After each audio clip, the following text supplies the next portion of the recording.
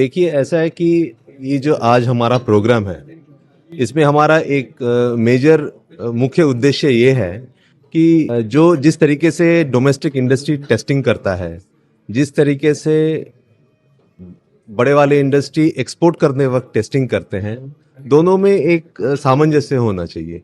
They should be at the same platform. कई बार क्या होता है, हम सुनते हैं कि एक्सपोर्ट करने के लिए हमने बहुत ज़्यादा टेस्टिंग कर लिया, वेयर हम लोकल मार्केट के लिए कम टेस्टिंग करते हैं।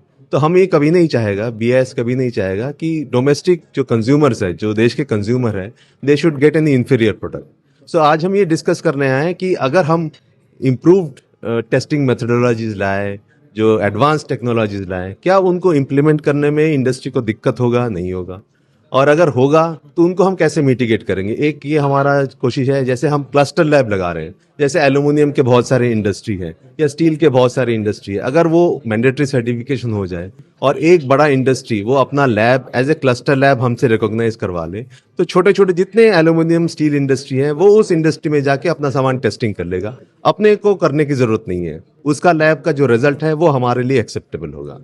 तो हम आज की डेट में फंडिंग कर रहे हैं फॉर गवर्नमेंट एडेड लैब्स, उनको पैसा दे रहे हैं ताकि वो अपना लैब को एडवांस करें। हम फंडिंग दे रहे हैं एजुकेशनल इंस्टीट्यूट्स को, ताकि उनका जो इंफ्रास्ट्रक्चर है जो इस्तेमाल करने लायक है बट इस्तेमाल नहीं हो रहा है, वो आपका लोकल इंडस्ट्री वो इस्तेमाल कर सकता है। और हम लोगों ने सर्टिफिकेशन के बहुत सारे प्रोसीजर सिंप्लीफाई किए हैं ऐसे स्टील और एल्यूमिनियम इंडस्ट्रीज के लिए। वो मैं रिक्वेस्ट करूंगा, मिस्टर पुरोहित हैं हमारे, वो भुवनेश्वर शाखा के प्रमुख हैं, तो वो आपको बताएंगे। जैसे आपको पता है, पिछले कुछ सालों में जो सर्टिफिकेशन, जो छोटा एमएसएमई जिसको हम बोलते हैं, उसके लिए सरकार ने काफ़ी सारे पदक्षेप लिया है। जैसे आपको पता है कि माइक्रो इंडस्ट्री के लिए, स्मॉल इंडस्ट्री के लिए जो हमारा फी, उसमें 80% की रियायत दी गई है, 80% डिस्काउंट दे रहे हैं, रिबेट दे रहे हैं मार्किंग फी में। एक बहुत बड़ा स्टेप है। और लेबोरेटरी के लिए भी, जैसे हमारे लेबोरेटरी के जो हेड हैं श्री बासु जी बताए हैं कि लेबोरेटरी एस्टेब्लिश करने के लिए क्लस्टर लैब और एसोसिएशन अगर कुछ मिलके एक लेबोरेटरी करना चाहते हैं, उसके लिए भी स्कीम है। और जो माइक्रो इंडस्ट्री के लिए, उसके लिए पहले लेबोरेटरी लगाना जरूरी था, उसको भी रिलैक्स कर दिया गया है कि वो बाहर से कहीं से भी टेस्टिंग करा सकते हैं। इसीलिए बाहर से मतलब कोई एजुकेशनल इंस्टीट्यूट से, जैसे एनआईटी हो गया या बीएसयूटी बुर्ला हो गया, वहाँ भी करा सकते हैं। वहाँ पर अगर फैसिलिटी नहीं है तो उसको भी एग्रीमेंट करने के लिए बीएस फंडिंग करने के लिए तैयार है। तो ये लेबोरेटरी कॉन्क्लेव में यही सब डिस्कशन होने वाला है। जैसे कि हम लोग भुवनेश्वर में लैब लगाने का मेरा प्रपोजल है, लेकिन अभी गवर्नमेंट की तरफ से जब भी लैंड मिलेगा तो हम उसके बारे में चिंता करेंगे, लगाएंगे।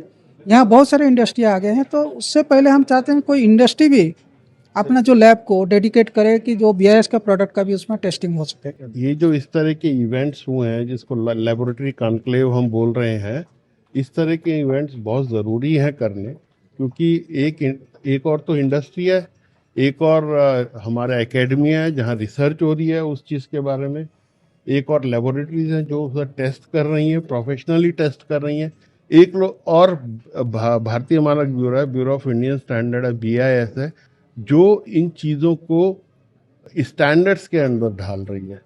तो सिर्फ यही नहीं, बीआईएस क्या कर रहा है कि इंटरनेशनली जो स्टैंडर्ड्स की बेस्ट प्रैक्टिसेस हैं उस चीज़ को भी इन्वॉल्व कर रहा है अपने उसके अंदर।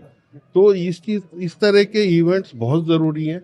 अभी जैसे ये झरसुगुड़ा में हुआ है, ये यहाँ की लोकल इंडस्ट्री और आसपास की इंडस्ट्रीज़ के लिए, इंडस्ट्री तो पूरे इंडिया में फैली है, तो ये चीज़ हमको और भी करनी चाहिए, आगे भी करेंगे, करते रहेंगे ब्यूरो इन स्टैंडर्ड्स, ताकि और इंडस्ट्री भी इन्वॉल्व हो और जो आइडियाज़ हैं वो शेयर हो एक दूसरे के साथ कि इंडस्ट्री को क्या करना है।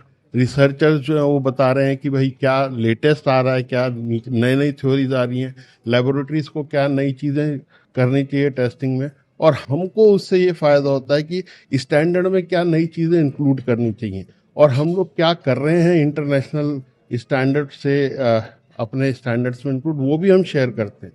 तो इस तरह के इवेंट्स बहुत अच्छे हैं, बहुत ज़रूरी भी हैं, करने भी ज़रूरी हैं, और इससे सबका ही फ़ायदा होता है। बीआईएस का भी फ़ायदा होता है, इंडस्ट्री का भी फ़ायदा होता है, लेबोरेटरीज़ का भी फ़ायदा होता है, रिसर्चर्स का भी फ़ायदा होता है।